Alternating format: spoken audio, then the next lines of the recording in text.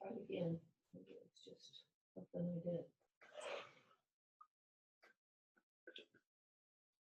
You've got that. Okay. All right, this is the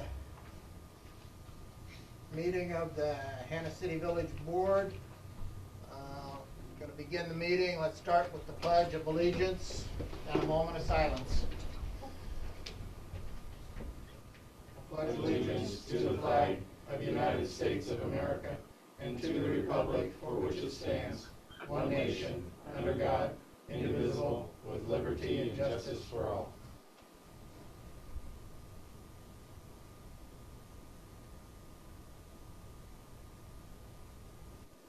All right, you may be seated. For those that are on Zoom, I'll want to make sure that we get you counted here. So I'm not seeing a lot of people on here. Here we go. All right. Those on Zoom, you all should be muted right now. When I call your name, unmute and give me your name. Looks like we got Ron Gully. Yes, sir. Blaine and Courtney Pascal. Yep, we're both here. Danny Pearson. Yep, I'm here. Mindy Fitch. Yep, I'm here. Okay.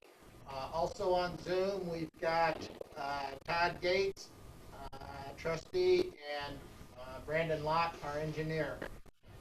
In the meeting room this evening, we've got Brian Baylor, the city administrator, Lori Braden, the city treasurer, Deanna Huppengarner, trustee, Caleb Johnson, trustee, Bill Steer, trustee, Tony Frexell, trustee,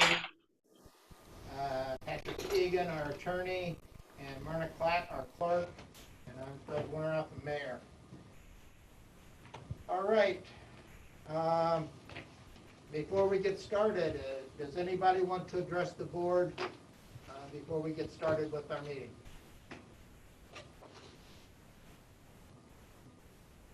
Don't have any questions or anything they want to address?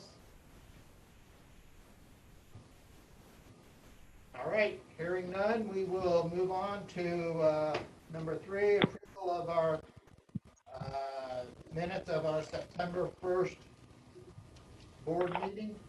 You should have received copies of those. I will entertain a motion to approve our September village board meeting.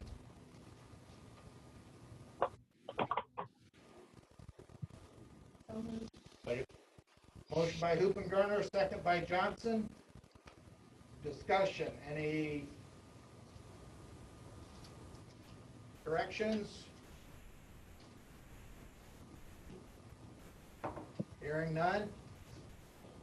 All in favor of approving our September 1st village board meeting, signify by saying aye. Aye. Aye. Same. Motion carried. Unanimous. All right. At our last meeting, we approved the minutes from our DDD public hearing. We need to make a correction on those. You should have received those corrections in your packet. We had the wrong date. The date should have been August 18th. We didn't catch it when we approved those minutes. So I will entertain a motion to approve the corrected minutes with the date of August 18th, 2020. Motion by Frexell. Second by Steer. Any further discussion? All in favor signify by saying aye. Aye. Aye. Motion carried. Opposed, same sign. Unanimous. Motion carried. In front of you should be the treasurer's report. It was a separate packet. We'll have to go big packet. First page says payroll report.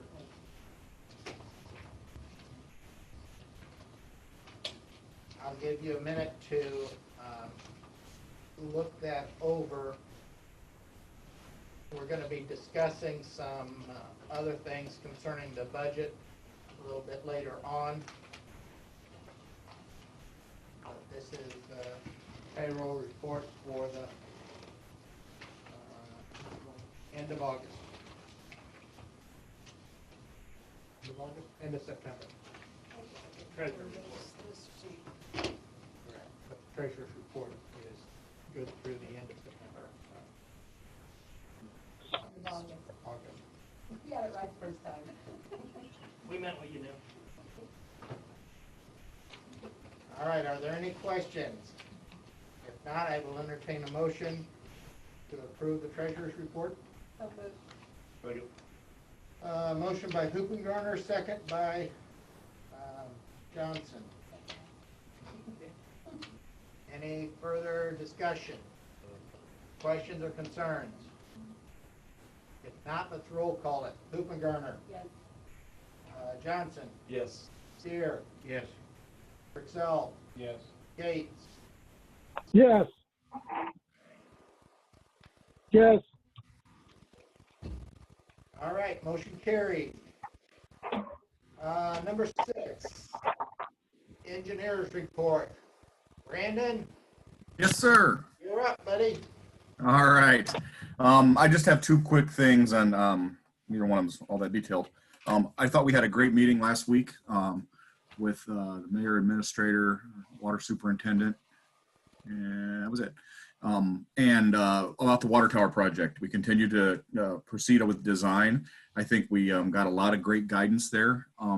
Mayor, I hope I'm not out of line by saying I think we went from a water tower project to really a facility upgrade, more than just the tower, to look at how do we improve how that entire facility works, mainly including the bulk water sales, maybe drainage, traffic flow in the site itself. So we've put our heads together. I'd like to maybe get back together early part of next week if we could, and kind of show you where we landed, get blessing, and then finish up what we had planned to design.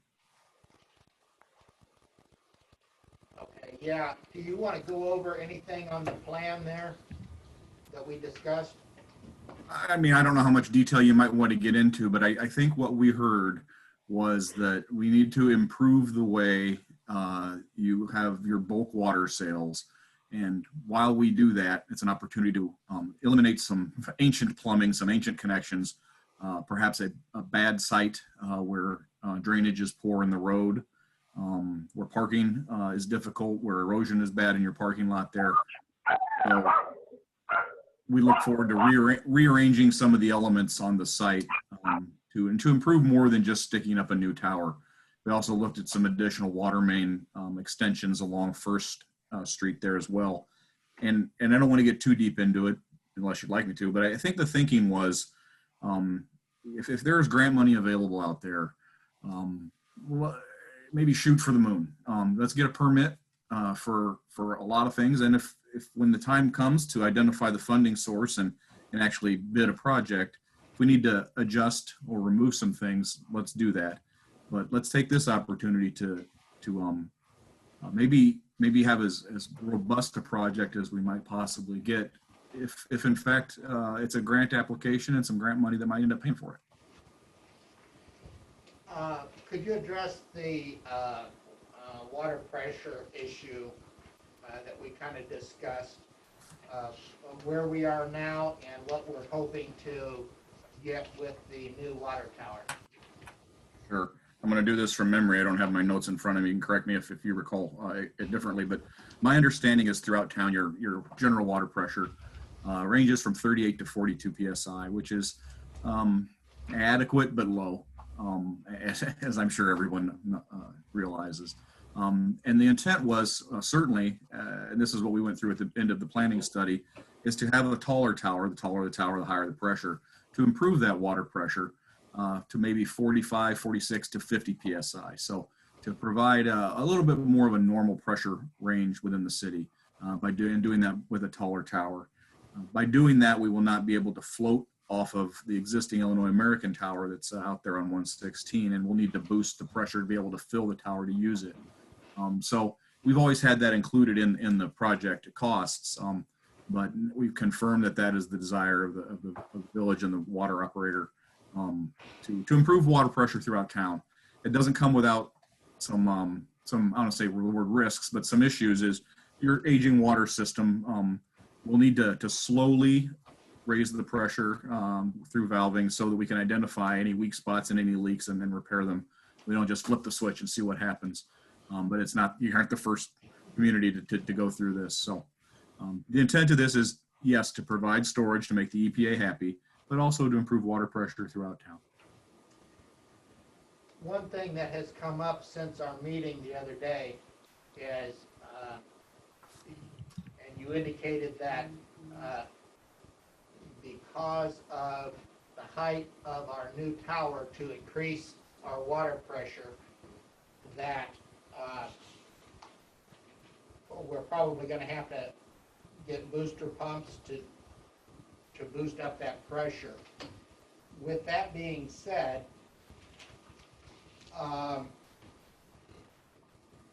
is it any less expensive to go, instead of a tower in the air, a ground tower, if you've got to get booster pumps anyway? Yeah. And is that even feasible for us? Ground storage is always an option, and that's a study that I can't off the top of my head. When we first kicked off the planning study, my recollection was we decided that wasn't something you wanted to consider. Ground storage is always an option, and there, instead of pumping into them, you're pumping out of them and providing the pressure in your community through pumps from a ground storage tank. There are advantages and disadvantages to that. We certainly could study that. It's a step back, but we could study that. But generally, an elevated storage tank is really where we went with the planning study. Ground storage is a possibility. One of the disadvantages would be the constant pumping costs. Yeah, I just didn't know cost-wise if one was substantially lower than the other, but then you have to take into consideration the constant pumping. But if we have to do pumping anyway to raise our pressure. Yeah, the booster pumping is not constant. It's only to take advantage of a portion of the range of the tower that the existing Illinois American tower can't take. So it's not like ground storage would be constant. So there is a significant difference in the amount of electricity that you would use. And I'm certainly not in a position to, without some serious study, to look at, the rates and power needs and do a detailed economic analysis of the differences of them. But yeah, the booster pumping is not a permanent thing. Ground storage with pumping for pressure would be. So there would be significant differences there. Okay, thank you for that. Anybody else have any questions for Brandon? If we was to look at the ground storage, I know we've already paid out money for the design for the in-the-air tower, so that would be gone, and we'd be doing a different design for a different. Yeah, ground storage is a different animal altogether. So we would have wasted our $10,000 basically on the design for up in the air tower. Yeah, it would not be of any benefit. I won't say the word waste. I would. Understand completely. So Brandon, basically, it's Caleb, the new tower, the height of it, part of it would be able to be passively filled from the pressure from the Illinois American water tower out of town. The pumps would just let us use that portion. The rest of it. Exactly. So Exactly. even if those pumps go down, we still have a water supply. Exactly. Just whatever the tower can be filled passively from the existing pressure. Exactly. And you would not be able to reach that 50 PSI pressure that you'd like at the higher end. Yeah, So, exactly. yep. But no. It's more of a fail-safe with an elevated tower because the pumps go down, you're not out of water completely. You just have reduced capacity in the air. That's exactly right. You know. And again, the trade-off, if you were to say, you know what, we want to get whatever pressure we can get from Illinois American's tower, and if it's 46, it's better than what we got, just a little bit better. we don't want to do a booster pump station, save ourselves the 200,000 is what we have slotted in there. It's a space holder. You could do that, but again, I think our thinking was, why don't we design and permit the moon, and when funding become available, you find out that maybe you'd be limited and you need to find some places to value engineer. That might be a place to do it at the cost of pressure. All right, very good. Do you need to run, or? No, I don't. The other thing I had was Fred, I confirmed my initial thinking on the residential pump station over there at the house on, help me, Murphy. I do think that it absolutely can work. And I'd be happy to work with a contractor or kick the tires with someone else who's given a proposal. There are a couple of ways that they might think about it that maybe they didn't. But absolutely, there's no reason that grinder pump would not work. Right. Yeah, if you're gonna stick around, we've got some more information on that we'll be discussing when we get to our sewer. So yeah, no, I don't have anything else. I'm happy to stick around and participate in any other agenda items as needed. All right, thank you very much. Uh-huh. Mr. Egan, you got anything for us? Not a ton. We've got the truck ordinance, we've got a draft ready, but we need to discuss how we want to handle our regulation and enforcement of that. I think that's probably more of a direct discussion than it is a board discussion. So, just so you know, that's in progress. Question, I guess, would be, now that we've finished with the study on the water system, and not with respect to Brandon's involvement designing the tower, but with our previous search for leaks and potential losses through Illinois American. Need some direction if we want to follow up on that and see if there's a way to recover what's been lost, or if you'd like us to just sit back and wait. Yeah.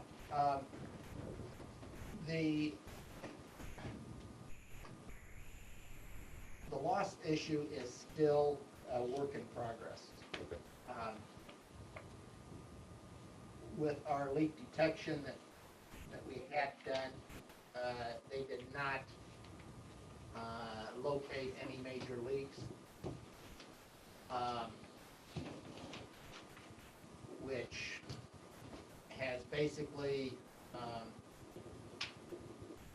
left us with a couple of other options, and one of those is a problem that we're having with service lines that are leaking. And so we need to kind of discuss our options with that. Jim is working on a specific area right now, trying to identify service lines that are, we've had several problems in one certain area. 46,000. And so he's going through that area to see if there are other problems that have been undetected yet.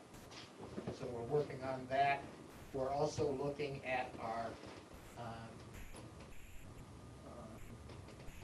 meters, if there's something that we can do with those. So we're still in that process. Yeah, and I understand that. That's, again, just something I wanted to touch base on. I don't want to start digging into it on that. Just know it was an outstanding issue and thought it was worth it. All right. Have you found anything on those? I know I talked to him last week. So far, he has not, I don't know how many he's checked. 5 or 6 5. at this point. We've got a lot more appointments, but he's trying to get it done by the end of the month. But at this point, it doesn't look like it's sealed anything, but again, he's only going into, what, a tenth of the houses. All right. Brian, you're up. So I'm going to talk about 2 projects that the mayor gave me. The first one is looking at a draft of how we might look at financials at upcoming meetings. You want this deck right here. Looks like this is Village of Kansas City on the front of it. Before I actually get into the numbers, just some general thoughts. spent a lot of time reading audits, talking with the auditors, spent some time with Deanna, spent some time with Fred, spent some time with Lori, and Locust to gather the data. I think it's important that I picked at the data pretty hard, and I want you guys to know that you should be proud of the work that's been done. Lori's done a great job managing the details, and with Deanna's help, and any village that has been in the black as often as you guys have had, I think it's a testament to the good work that's been done. The numbers that you're going to see in this report is the same data that's in the treasurer's report. It's just expressed differently, and that's what Fred's challenge to me was, is how do we take the data and express it in a way that the board can digest it quickly and make decisions based upon that data. And so I put it into a format that is more familiar to me and how I presented data to other boards and how I've seen it presented to other boards. And it's more top-down. It's looking at the highest level. What's our income? What's our expense? How does it look? Are we good? Are we bad? And then from there, you dive down into the data, into the details, where you find if there's an issue or something going really well. As I go, let's go to the first page. I've oversimplified this, so if I'm speaking at a level that is insulting, I apologize. I dummied it down to where it made sense to me. So if I'm oversimplifying too much, holler at me. So one thing I learned is that we have, these are the funds that we have, and they're divided into two categories by the auditor. Some are government funds and some are proprietary funds. And the government funds are those that are a fund, the majority of the dollars come from taxation. So the dollars come in, and there's specific rules in regards to how those dollars are reported, tracked, and used. The second are funds that come predominantly from the user paying for the service. And so those are different in terms of how they're tracked and reported and so forth. So there's 1, 2, 3, 4, 5, 6, 7, 8 different funds in total, or accounts in total, that we're managing, okay? So then what I did, and what this will show you is, I always report things out in two time frames. One is what did we do for the month, and then what have we done year to date for the fiscal year, okay? So the first slide you see here is for the month. So if you take the left column, which says budget, and you work top down, okay? What that says is we budgeted income for the month of August of $83,325. We budgeted expenses for the month of August at $116,652. So for the month of August, our budget was to lose $33,000. Make sense? The center column, it's important also to note that I believe the way the expenses are divided currently in Locus is we just put in one number for the total for the year, and it's divided by 12 and spread evenly like peanut butter across. Over time, I think we want to look at seasonal trends, and Lori and I can work to have that be more accurate per month in terms of when the actual expenses come in and when the actual income comes in. The second column is the most important column. That's why I've color-coded it a little bit differently. So again, these are your actuals. So our actual income for the month of August was $86,823. Our actual expenses was $81,662. So we were $5,161 to the good. So we had a positive month in terms of income over expense. That makes sense? So for the month, we were good. So then the others are just the adding that you put in to make sure that your variance is equal when you go top down and left to right. Okay? Then the next slide then takes that income number of $86,823. Okay?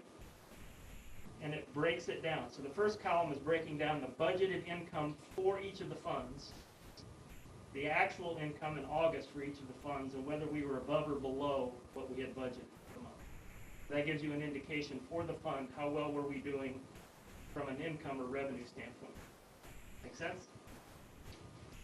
All right, next slide then does the same thing, but it breaks down the expenses. So it summarizes the expenses by fund.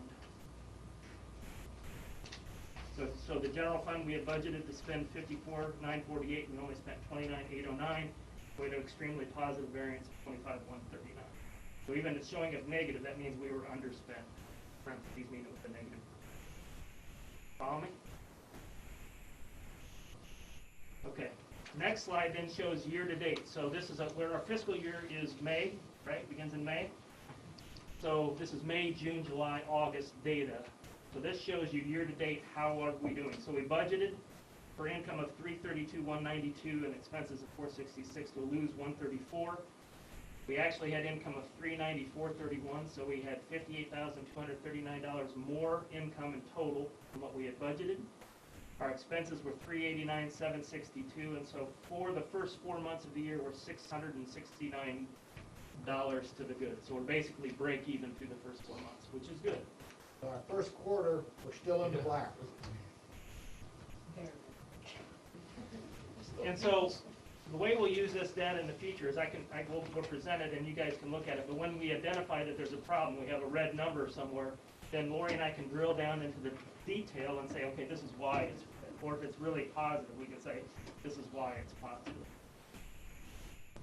The one thing I would say at this point is the budget is, I'll get to the summary stuff later. Okay, so then this gives you the August income summary for all the funds. So it shows you what we budgeted for income for each fund and what we had, what the actual was and whether we were good or bad. Then the next slide shows you the same thing on expenses. So again, general, we budgeted $219,792. We spent $195,591. So we were underspent by $24,201. All making sense? I have another 20 slides that I chose not to show. I can go into each fund now and show you the general fund.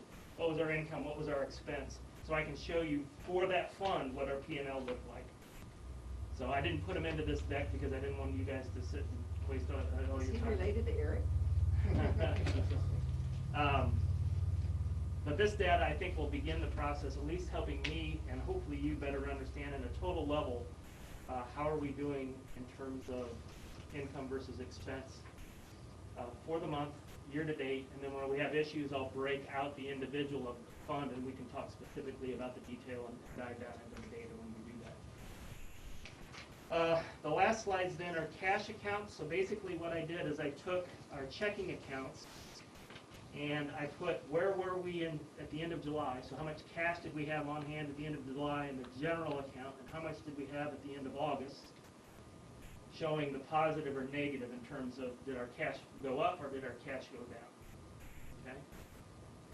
Eventually, what we want to do is be able to, we're reconciling at the top level now, making sure that everything works, but eventually I'd like to see us potentially challenge ourselves to reconcile by account. So if you had 100 in general, then you have your ins and outs that show on the P&L. Those ins and outs should equal your cash went up or down by that same amount from the previous chart. And if it's not there, then it's either an accounts payable or accounts receivable, and we can reconcile that and show you we haven't received that money yet, or we haven't paid out that money yet. That makes sense? I have a question. Yeah. On MFT, we don't show any income for August, but the bank statements will have. It's not in Locus. So this data is all being pulled directly out of Locus. So that's one of my summary points is how do we get to a place where we have one place where we look at all the data? But that's a good catch.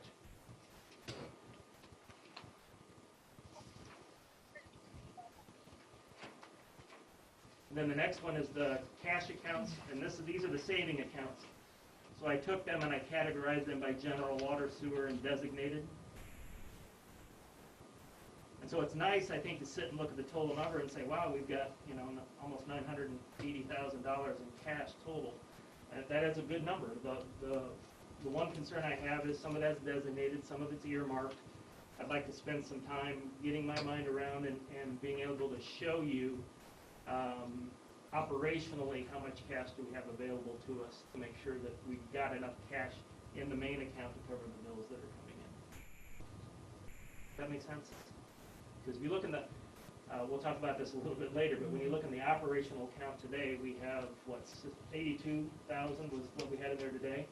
So if you look at the warrant list that was in the treasurer's report, it was 65,000 of that we're going to send out. Throw in payroll, now we're running a pretty thin margin between how much cash we have in the general account and how much is there.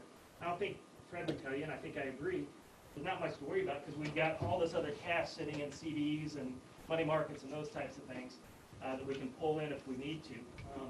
I think we can probably have a well-meaning, healthy debate over how much actual operating cash we want to have in the main account.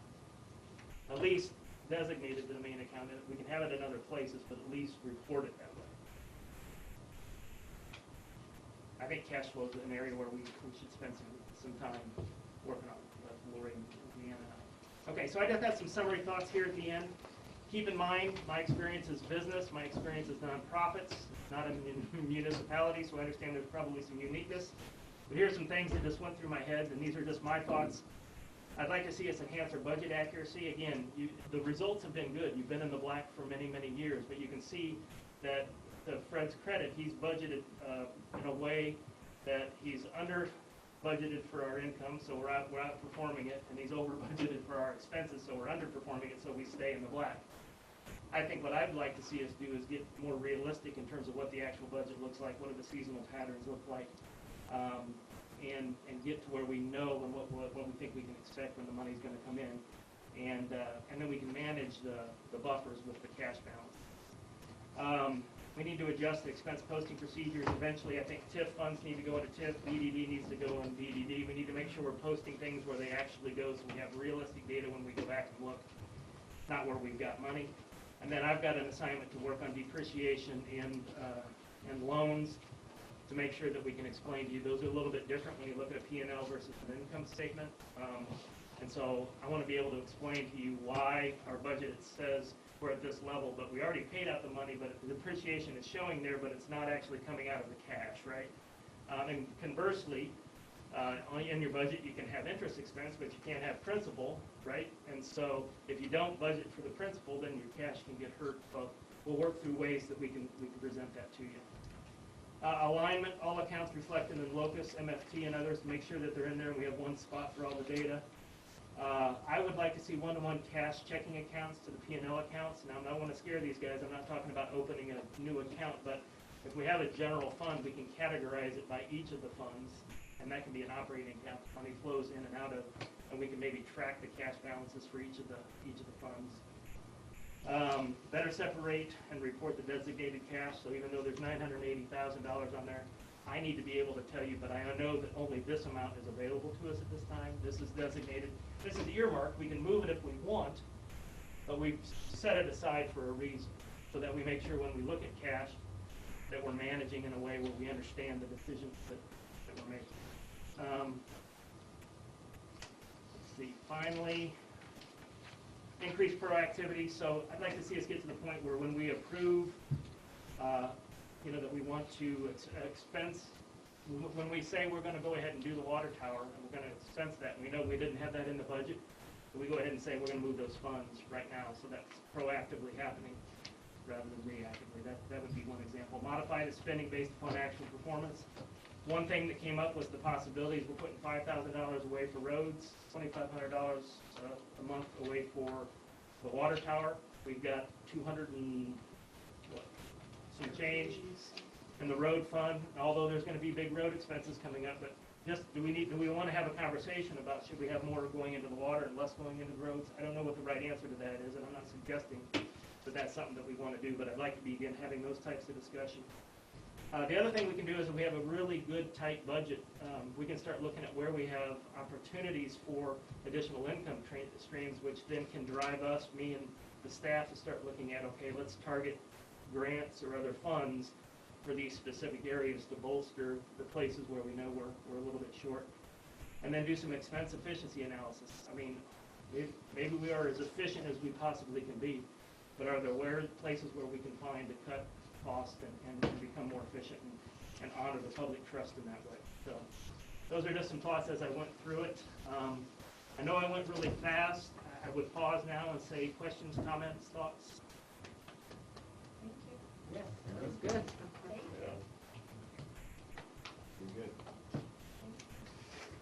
All right. Like I said, when I asked Brian to look at this, I want to make it to the place where we can understand these budget numbers a little easier. So,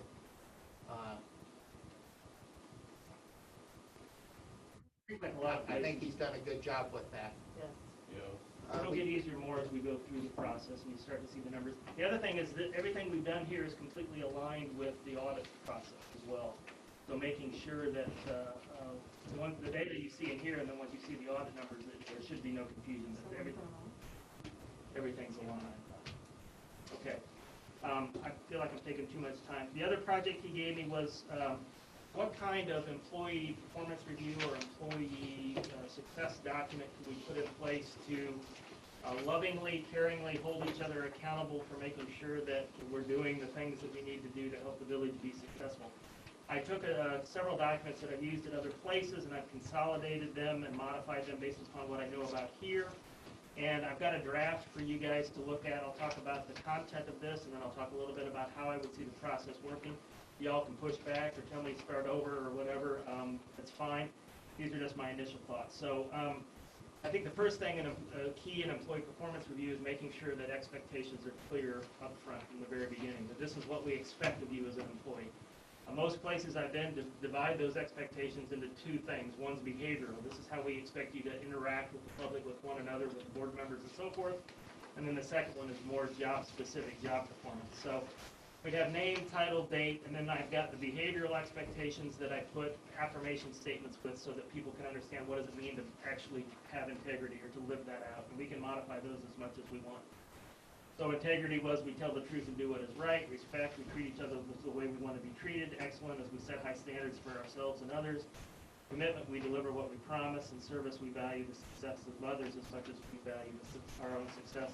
And then we can say, I strongly agree with that statement for Brian, or I strongly disagree with that statement for Brian, or whichever employee that we're talking about. Then if you look at the next page, I've broken down specific job expectations. Every place I've been, there are basically the same things. We want people to be safe. We want people to do high quality work. We want people to do a high quantity of work. We want people to be efficient, meaning that they do it at the lowest possible cost. And we want them to be timely in their work.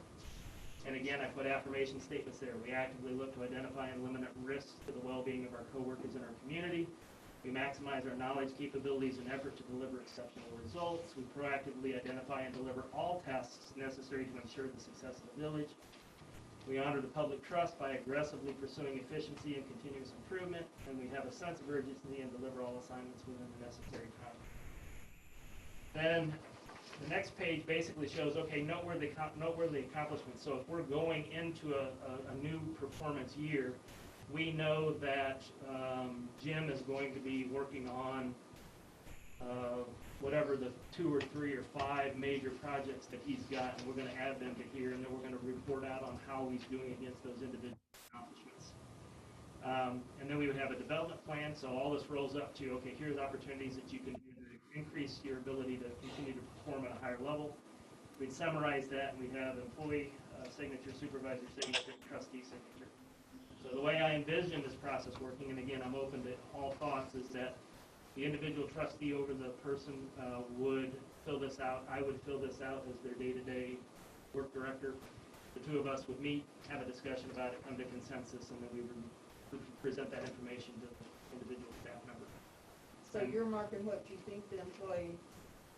Correct. So when we say we tell the truth and do what is right, the question is Brian tells the truth and does what is right. Do you strongly agree with that, or do you agree? You're asking the employee to answer that? No.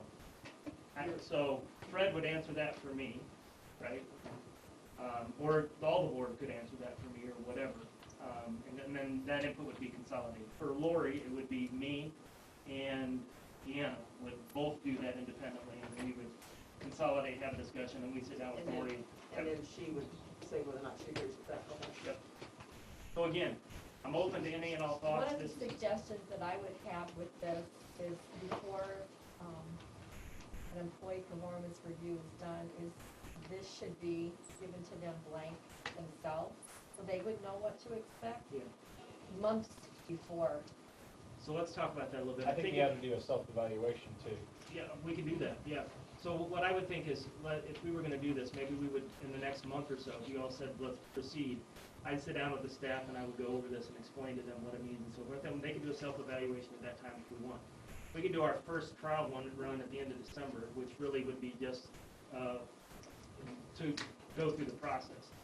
And then we could do it for real in the beginning of 2021. We could set the expectations at the beginning of January.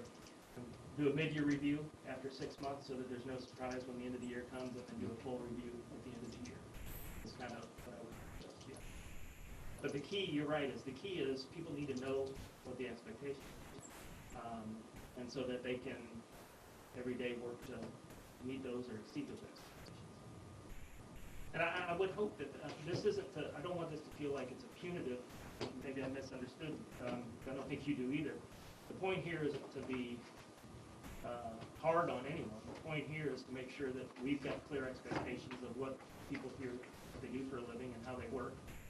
And we're holding them accountable for that, and we're helping them continue to become better contributors to the village. I know when people hear performance review, they automatically think, well, that's punitive. I'm in the sense of somebody's going to shake their finger at me, and that's really not the. Anybody have any questions for Brian? Those are just a couple of the things that I've had him work on. He's also working with the annexations and building permits and handling complaints and doing some of the day-to-day operations. He's jumped in on those also, so kind of what he's doing. Ashley on Zoom, you joined our meeting here. We need to get your name and address for our minutes, please. My name, Ashley Halcomb, All right, and get an address for you, please. 127 3rd Street. All right, thank you. Is there something you'd like to address the board, or are you just listening? Just listening. All right, very good, thank you. Okay. All right, we're down to committee reports. Let's start with finance. We have our semi-annual ILEPA loan payment on $15,187.81. I'd like to make a motion to approve that we paid. All right, we have a motion by Hoopengarner to authorize the payment of our What did you say? semi-annual loan payment of $15,187.81. Do I have a second? Second. Second by Frixell. Any further discussion? All right, roll call. Johnson. Yes. Steer. Yes. Frixell. Yes. Gates. yes, And Hoopengarner. All right, motion carried. Also, if you noticed on our warrant list, like Brian said, our checking account balance on our list here for the end of August was $79,731. Our warrant list amount this week is $65,588.42. So we are running our checking balance pretty slim. So I would like to make a motion that we transfer $16,000 from the lagoon savings to the general fund for the sand filter project that we have approved. All right, we have a motion to transfer $16,000 from our lagoon savings fund into our general fund. That's because we've been paying for those expenses out of our general fund. We've been paying it out of the general fund, and we do have the money in the lagoon we need to. Its balance is at the end of the month was $69,442. All right, I've got a motion by Hoopengarner, a second by Steer. Any further discussion? Roll call. Steer. Yes. And this, Purcell. Yes. Hoopengarner. yes. Oh, Gates, sorry. Gotcha, Todd. yes, Gates is a yes. Johnson? Yes. Motion carries. What else you got for us under finance?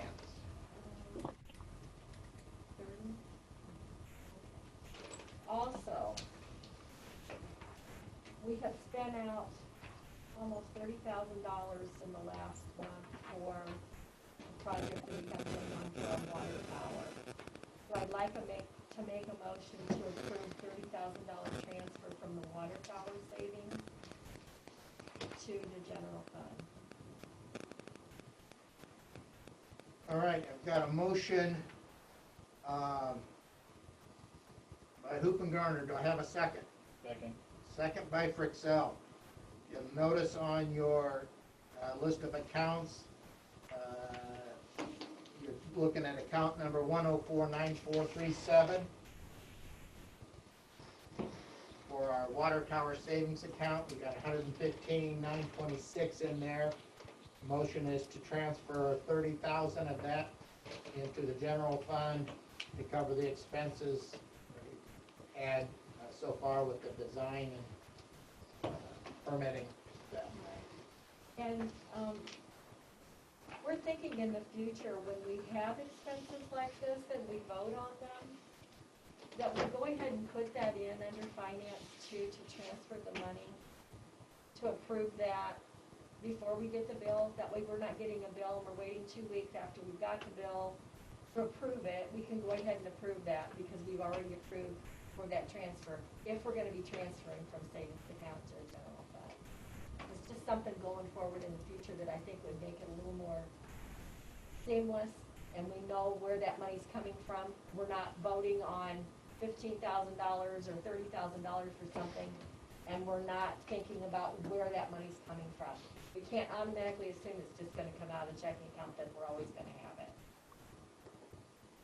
It might make it a lot easier to just say, okay, we need $15,000 for planning and design for a water tower, and we need to move that $15,000 from the water tower savings to the checking account and just have it being done then, instead of having it be a discussion 2 different times. All right, so I've got a motion and a second. Any further discussion? Roll call. Frixell. Yes. Gates. yes, Hoop and Garner. Johnson. Yes. Steer. Yes. Motion carried.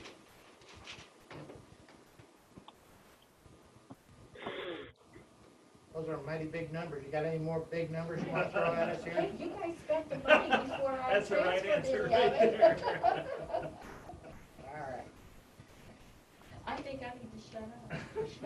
Well, unfortunately, I think this is going to continue. We're Yeah. down to sewer. Todd, I know you've been gone. Do you have anything that you're aware of? no, they haven't called me or sent me any emails or anything about it. We okayed for the fish, so I think he's gonna order those. Yeah. Other than that, I'm pretty sure the filters are done. Nothing else. All right, yes. The fish have been ordered. They'll arrive in October. The filters are finished.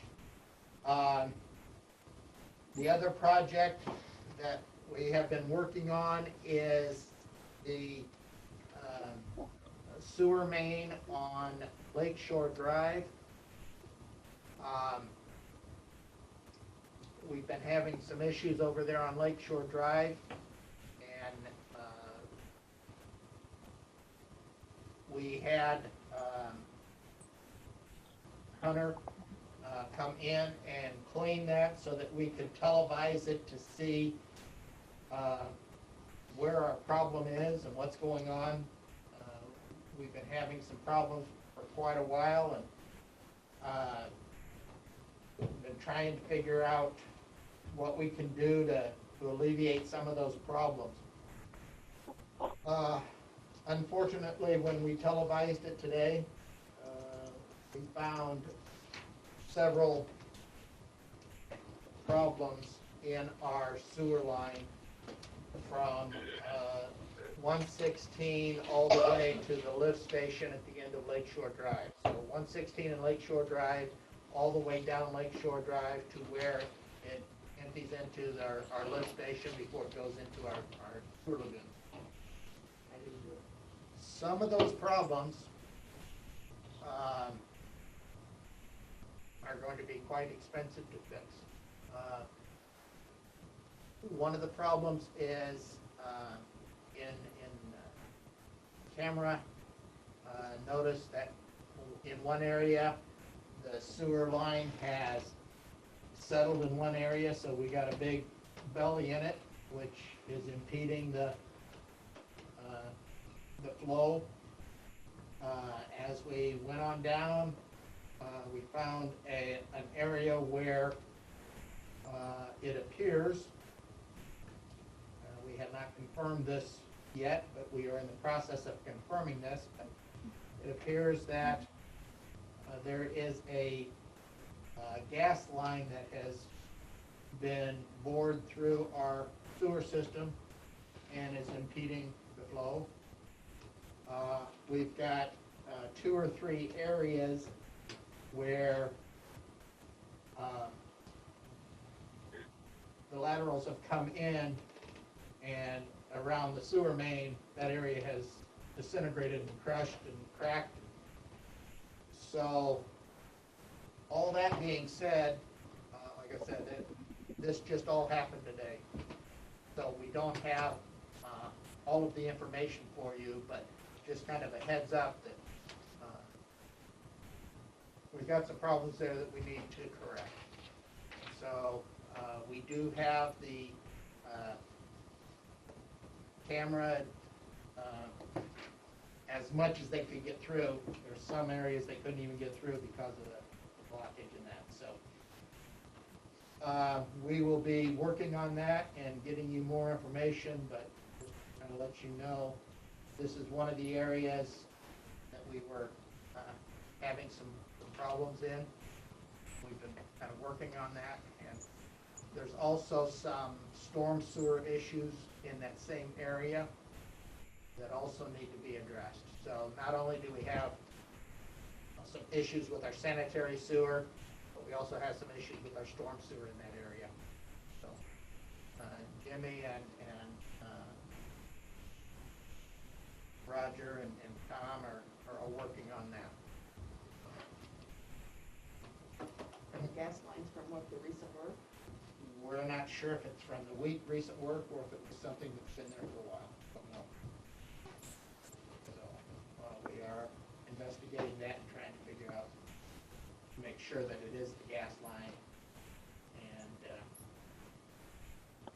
what we can do to get that corrected.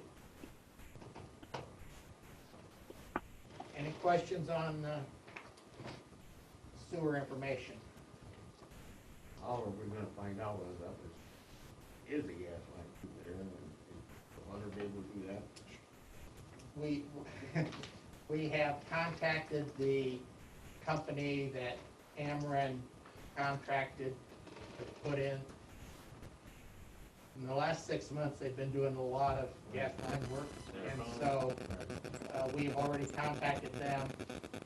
They've asked to see a copy of the televised area, and so we're working on that. They're checking their records to see if they went that way. Is it a service or a main? We don't know.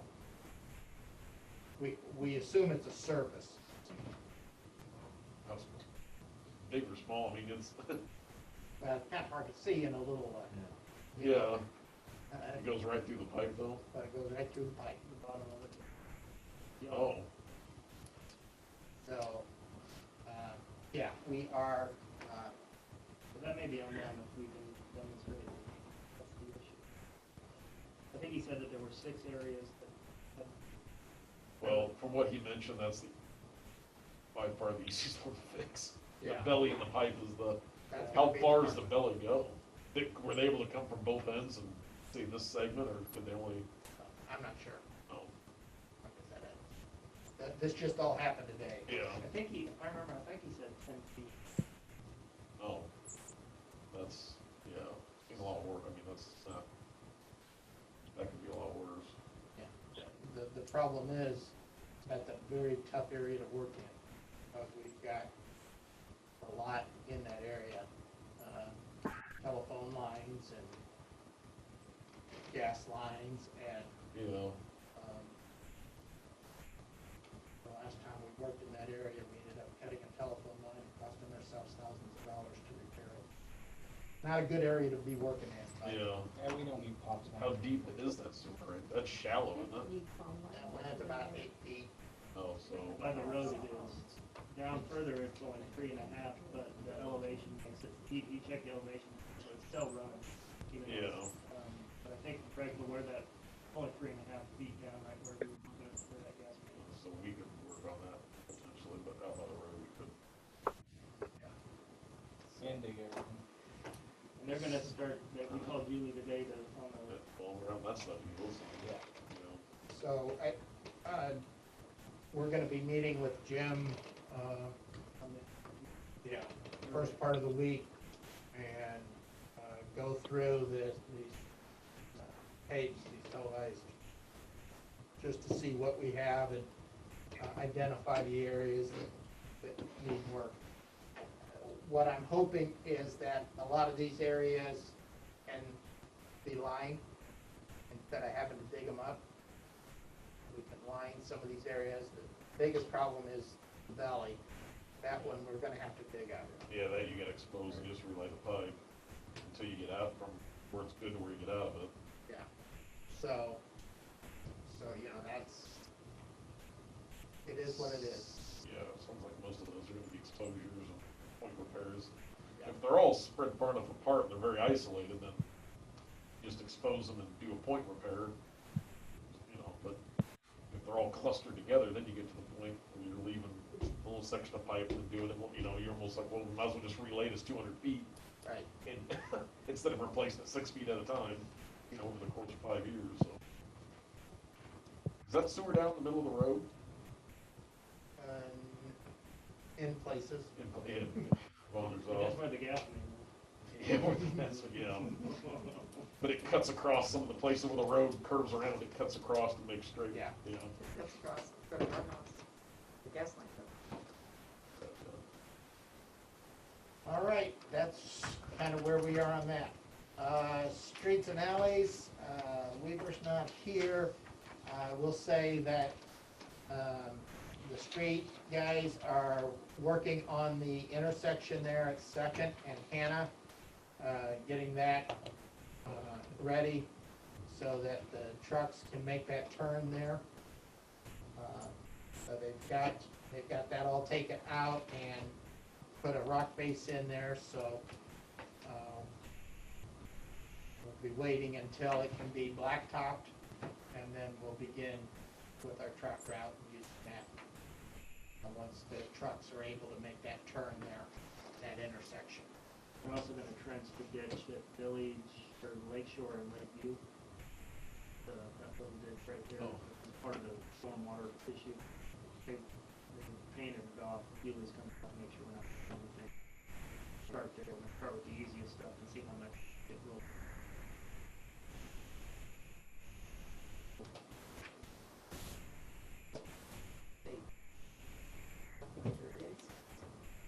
It's all related, Related.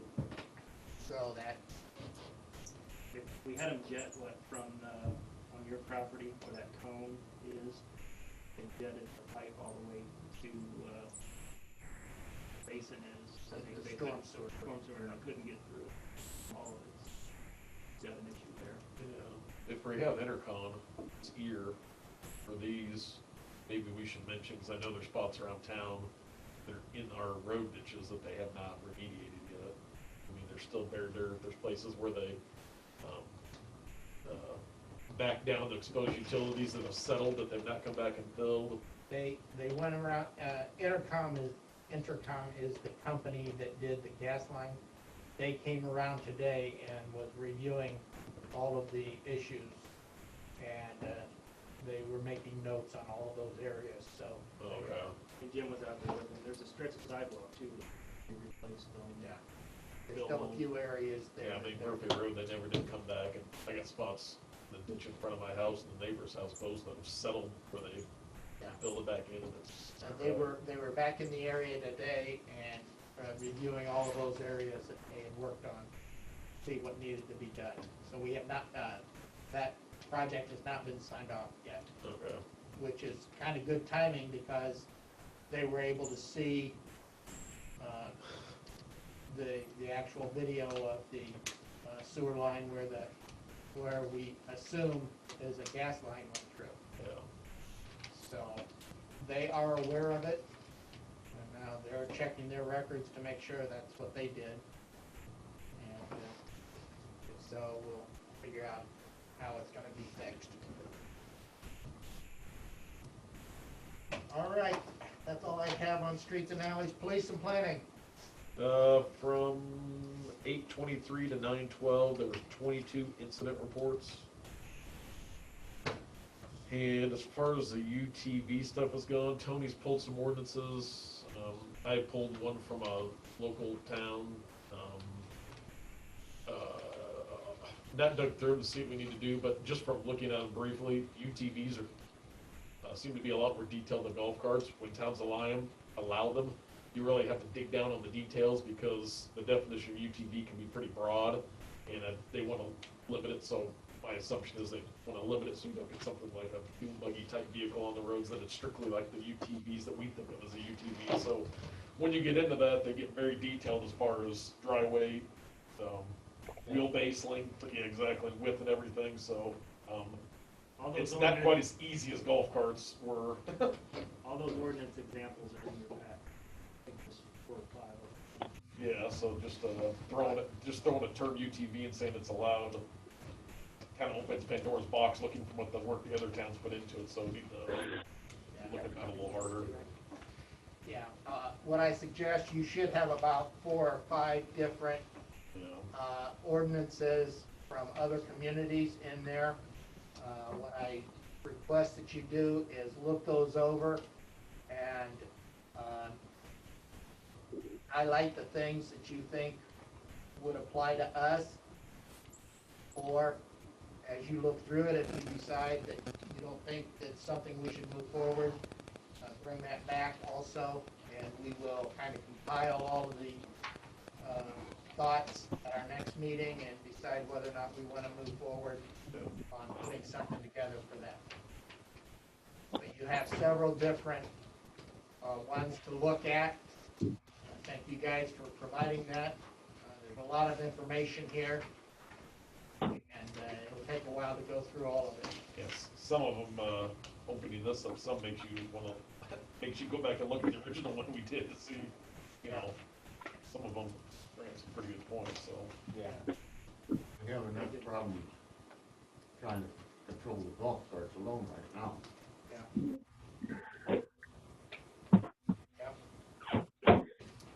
All right, anything else under police and planning? No. All right, water. Approved 3 checks in the amount of $250 for the water escrow fund. And update on Tracy, she's been training side by side with Brenda on a daily basis. Lori probably has a little more into it of how she's doing. Her and Brian, they both give thumbs up. So she's been calling me if she's had issues and things like that. Did you answer? No, just like when Lori calls. All right, do you have any checks or anything? Or you did the check. He did the big checks, but no, that's for me, we'll have it. And then a follow-up, I did a follow-up with Mid-Century Fiber and got a hold of Paula. They like to do like a drive-by where they can hand out informational stuff to the residents. If they're interested in, signing up, they can try to sign up, get as many people interested in signing up. They can hand out documentation, yard sign, things like that. So I'm gonna reach back out to her. I also see Brian, village administrator, on it, so he would have information too. So I'll reach out to her and see what day she'd like to do that. Gonna try to shoot for an early afternoon one week, so people trying to get home in the afternoon maybe can swing by and pick stuff up being after. they'll set up in one spot, people can come to it. Yeah. I gotcha. Yeah, they'll set up in one spot so people can come by and get the literature, the yard sign, whatever they want, so they can find out more information about what it takes to get, signed Because up. they would just be kind of taking the temperature right now to see if there's enough interest to actually either Proceed. full-fledged come in and break it up into neighborhoods and, Yep, exactly. yeah, we need to get everybody out for that. Yeah, we need to get as many people on that as. Multiple times. Yeah, I'm gonna vote twice. Yeah, because for what they offer, as far as fiber, it's just, it's so much better than any other. Well, I am old. Crack a Mountain Dew and get some fiber. Can I ask Tony a question on that? Go ahead. If they come, when they come in, I called the company and I couldn't get any answers. And when they come down they're gonna head right down 116 and throw hubs in 116, won't they? That's hopefully the position they'll do, because they'll have to get out the entire town. Okay. I tried to sign up the coffee shop and I also signed up my house. And what I did is I just ran a 3/4 line out to that telephone pole. So when they do come through, that hopefully they can string it in there. Oh, you pre-laid conduit in anticipation, that way you can just pull it through when they, Yeah, if you go, out by that the telephone pole where the service entrance is, I just ran 3/4 conduit so that they come out. I don't want them cutting the concrete. yeah, exactly, yeah. That never hurts at all, lay empty conduit in for future stuff, Oh, definitely. yeah. But he acted like at that point in time that they are a year or two away from coming this way. It will be a while Yeah. before they are able to get everything in place to move forward with it, yes. Yeah, because they gotta get commitments from so many people in town, and then they'll actually invest in infrastructure, yeah. All right.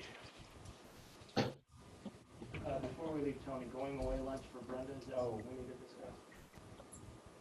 Yeah, I don't like you going away, say retirement. Retirement, Why, maybe she is going away. retirement celebration. Going away, she's not moving. Brenda's last day is going to be September 30th, which is a Wednesday. We'd like to have a little luncheon or something for her here. So put that on your calendars there. If anybody would like to help plan that, please let me know. But September 30th is, At noon o'clock. yep. Do we want to look at doing, I don't know, do we do that for employees or just board members do apply? Okay. Balloon animals. Caleb will be doing balloon animals. Taco Bell. All righty, buildings and grounds, what you got for us? Tesla. All right, That's efficient.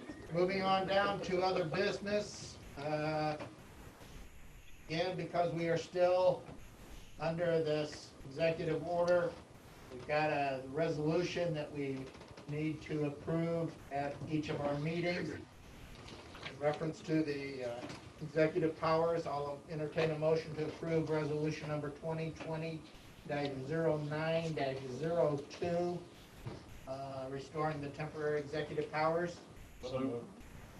Motion by Johnson, second by Frixell. Any further discussion? Roll call. Gates. Yes. Gates is a yes. Hoopengarner. Yes. Yes. Yes. Johnson, yes. Yes. Steer, yes. Yes. Frixell, yes. Motion carried. Also in your packet, you should have a revised intergovernmental agreement, rails to trails. Up a final tally. What has happened is that Fulton County voted not to participate in the intergovernmental agreement. We had a meeting with the other entities, Farmington and Peoria County, and they have all agreed to go back to their boards and request that the portion that was going to be paid by Fulton County would be split evenly between the other entities to keep this project moving forward. So at this time, we've got an intergovernmental agreement that would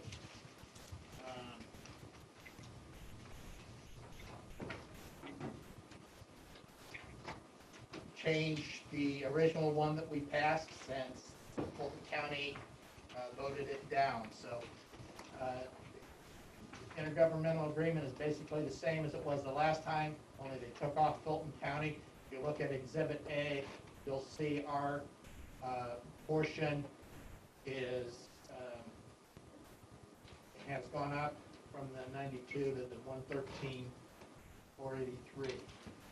We've got 132,000 or something in there, so we are able to pay that portion.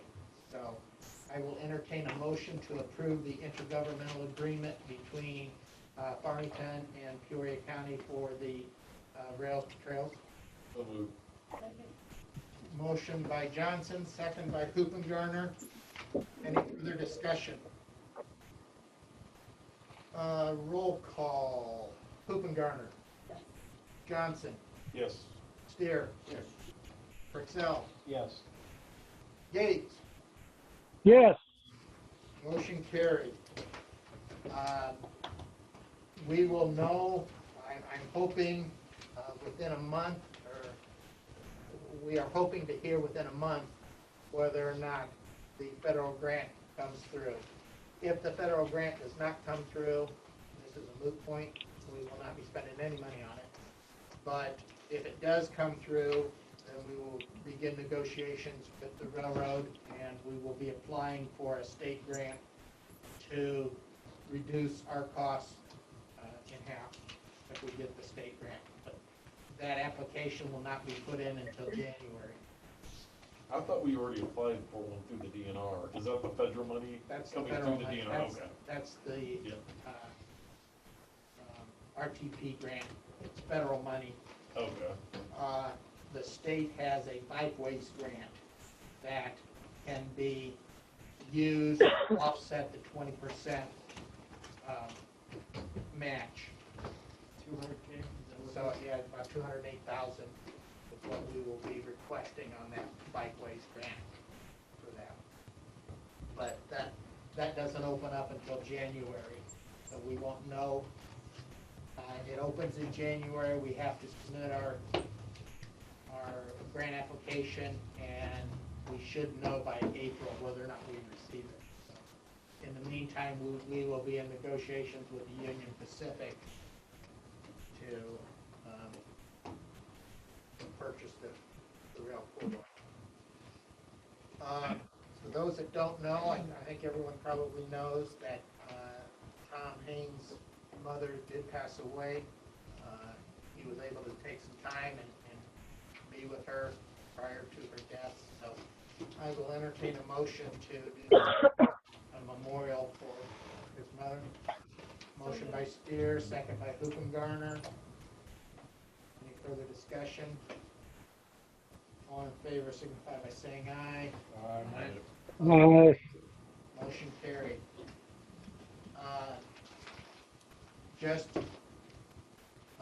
FYI, don't forget that next Tuesday, September 22nd, at 6 p.m. is the final public hearing on our TIF district. That's at 6? At 6 o'clock. 6:30. So please try to attend if possible. Our next board meeting is scheduled for October 6th. Something to think about, which, so we'll probably have to vote on next meeting is Halloween. Oh, that's right. Be thinking about that, whether or not we want to allow Halloween trick-or-treating throughout the community. Really stop it. Well, I mean, I there know may, we set hours, but, well, there may be state restrictions yeah. on that. So, the state has not come out with the restrictions yet.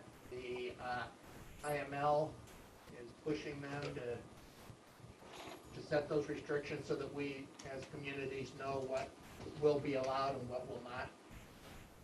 The last I heard, they have not made a decision whether or not they are going to allow trick-or-treating in the state. So, That's kind of what I think. Like, You don't wanna hand out? reaching a little more. I don't have anything else. Does anyone on the board have anything?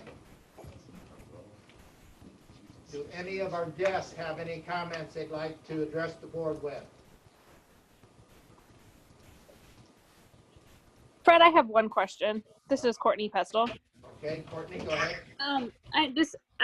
We've noticed, and I personally had some issues with, people coming on my property in the middle of the night, looking in windows, looking in sheds, and I've noticed a few other people who have posted comments on Facebook. What is our patrol with, Peoria County like, and is that something that we could maybe, I mean, are they stepping up patrols out in the area with increased They are. issues?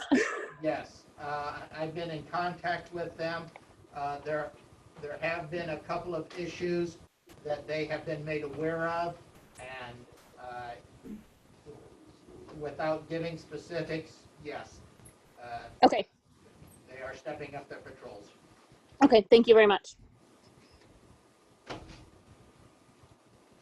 Any other comments, questions, or concerns? If not, meeting adjourned. Thank you all very much. Oh, I said I was sorry.